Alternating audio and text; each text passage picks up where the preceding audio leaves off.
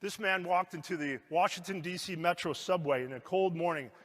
It was 2007, I believe it was. Washington's subway is essentially called the Metro. He walked down into the subway basically to earn a few bucks, get out of the cold. Walked down deep into the subway, into the bowels of it, took his hat off, laid it onto the floor, put a few starter bucks into the hat, put out his violin, laid out his case to try to get people to walk by and give him a few bucks. Just going to make a few dollars on a cold December day. He started playing. He played for about 60 minutes. It took 3 minutes before anybody even stopped to listen to this man playing his violin, and he was playing it well. 3 more minutes passed by before somebody actually put a buck in his hat. 2 more minutes went by before someone actually had a sustained listening period.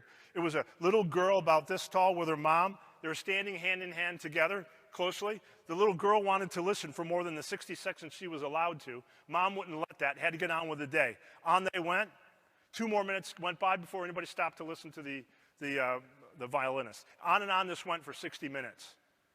The dude gathered about 30 bucks at the end of the 60 minutes. Actually, 30 bucks and 17 cents to be exact, because some people threw pennies in as they went by.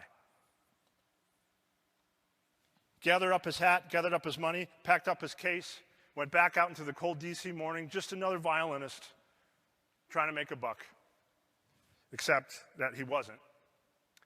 This is Joshua Bell.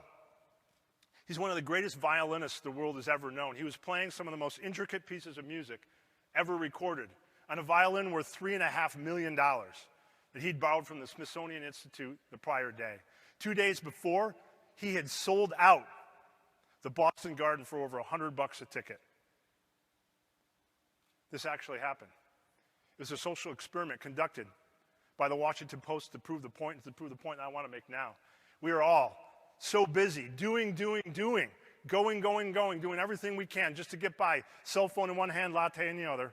We rush by the people playing their instruments for us each and every day. And I can promise you, in your jobs, on your one brand team, every single day, people are playing their instruments for you.